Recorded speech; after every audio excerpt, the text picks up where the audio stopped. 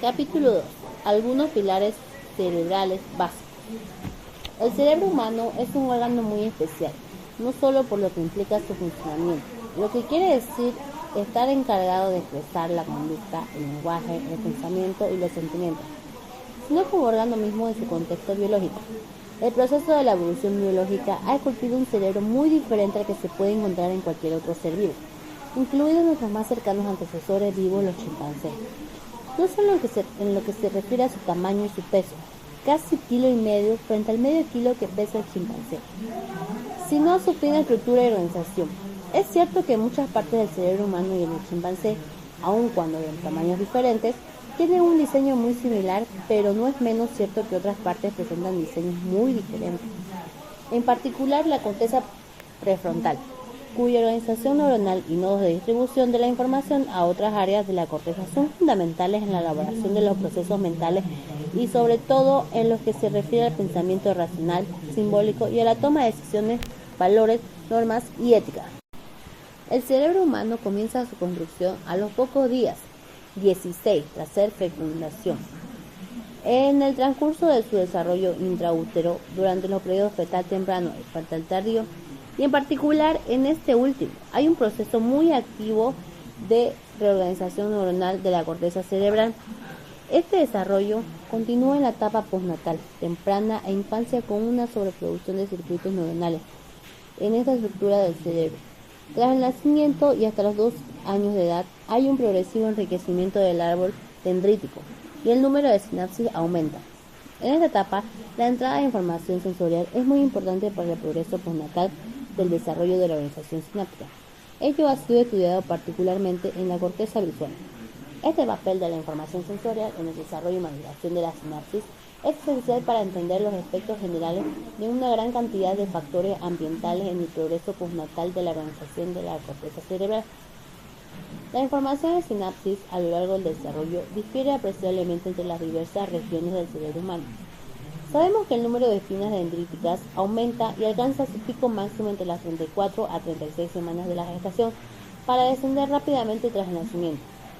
Después del nacimiento, a partir de los 2 a 4 meses y de modo general, en la corteza cerebral hay una sinaptogénesis progresiva y rápida. Esta sinaptogénesis varía según el área cortical de la cual se trate. Por ejemplo, en la corteza visual el pico máximo se alcanza a los 8 meses. Después el sistema se remodela con una pérdida progresiva de sinapsis y a los 11 años queda solo el 60% de ellas. En el caso de la corteza prefrontal, este patrón es diferente.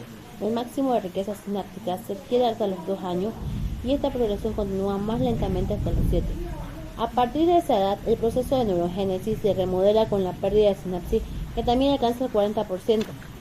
Pero a lo largo de los años y de forma muy gradual, por su parte, el sistema límbico, el sistema emocional, termina su maduración sináptica entre los 4 y los 7 años, dependiendo de la estructura de la que se trate. El hipocampo, por ejemplo, estructura fundamental para los procesos de la memoria, adquiere ya una arquitectura neuronal, que es casi idéntica a la del adulto, a la edad de 4 años. De modo general, el patrón de desarrollo y pérdida de sinapsis en las áreas sensoriales, el sistema límbico, es mucho más temprano que en las áreas corticales de asociación y desde luego mucho más que en la corteza prefrontal. Tras el nacimiento, el cerebro es un continuum de actividad que, aún bajo el gobierno de un poderoso programa genético, es férreamente dependiente de su relación con el mundo sensorial y emocional que lo rodea. Es un juego, esta vez más específico, el que establece entre los genes que porta el individuo y el medio ambiente en el que vive y que, en buena medida, hacen del ser humano ese ser diferente a todos los demás que hay en el mundo. Pero el cerebro, en su construcción, no es un proceso continuo, homogéneo y sincrónico consigo mismo y con el tiempo. Ya lo acabábamos de ver a propósito de la sinapsis.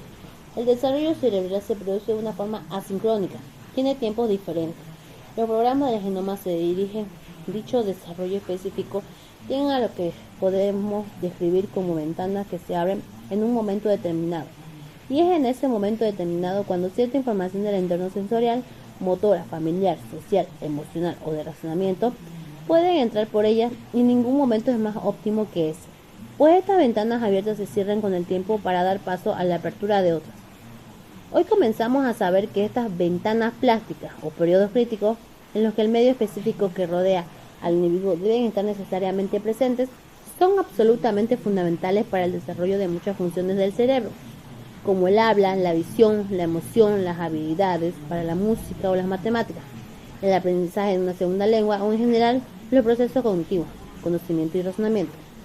Incluso empezamos a conocer que existen periodos críticos diferentes para la formación de subsistemas o componentes de esas funciones plásticas que acabamos de mencionar.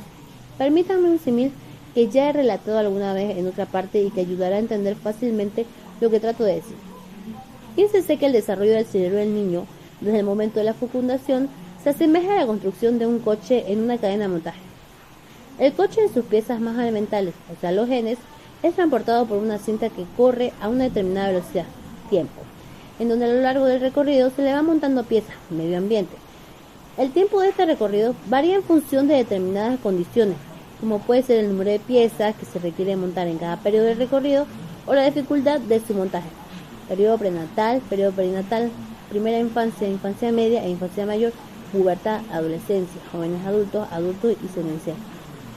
La estructura básica del coche puede ya traer defectos que luego repercutirán en su funcionamiento, mutaciones genéticas que predisponen a ciertas patologías. O puede que en un inicio genético sin ninguna anomalía aparezca un defecto debido a que no se hayan puesto las piezas adecuadas en el momento en el que el coche pasaba por delante del motor, medio ambiente. El concepto de ventana plástica refiere, siguiendo con el mismo símil, a que mientras el coche corre por la cadena de montaje y llevando programados genéticamente sus propios cambios intrínsecos, se requieren periodos en los que se ajusten las piezas que vienen del medio ambiente, es decir, periodos que se abren para ese ajuste de la información, piezas, provenientes del medio ambiente y que se cierran definitivamente pasado ese tiempo crítico. El caso de ventana plástica más claro y definitivo en el mundo biológico es el descrito por Konrad Lorenz en las aves y que se conoce como imprinting. Casi todo el mundo conoce el hecho de que las aves tras salir del cascarón siguen al primer objeto que se mueve delante de ellas y este es generalmente la madre. Puede durar solo unas horas, pasado ese tiempo se pierde. En los niños recién nacidos ocurre otro tanto para otras muchas funciones. Por ejemplo, para la visión, el periodo de los primeros meses tras el nacimiento es tan crítico que una deprivación de la visión en el niño es tan solo unas semanas pueden tener marcados efectos para su futura visión. Hoy se sabe que en la visión, el desarrollo de diferentes circuitos en la retina, el tálamo y las numerosas áreas corticales que codifican diversos aspectos del mundo visual, como la forma, el color, el movimiento, etc., se desarrolla con ventanas plásticas que se abren a tiempos diferentes con una duración de unos pocos meses. Tal plasticidad alcanza a todos y cada uno del resto de los sistemas sensoriales, pero también a otras funciones del sistema emocional, como las implicadas en los mecanismos de la curiosidad, la emoción, la atención, la empatía, la memoria, y que no termina su maduración antes de los 4 años, lo que tiene implicaciones sobremanera importantes para desarrollar procesos que claramente tienen que ver con los del aprendizaje y la memoria. Hay muchas otras ventanas plásticas, entre las que sobresale de forma especial la del lenguaje.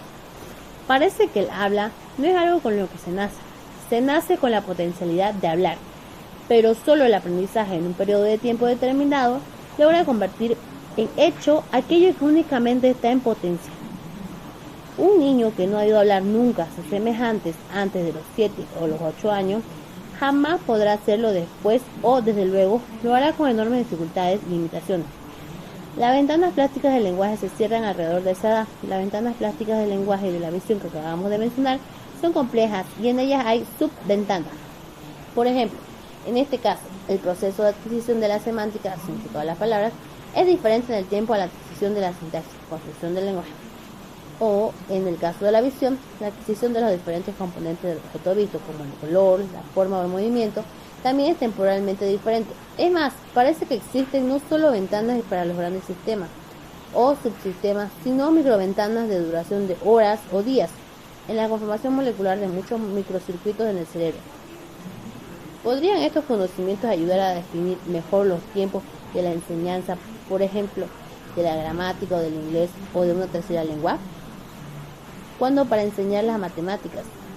Pero hay muchas ventanas plásticas, como aquellas que se abren alrededor de la pubertad, que aun cuando todavía es poco conocidas a nivel neurobiológico, son de enorme relevancia.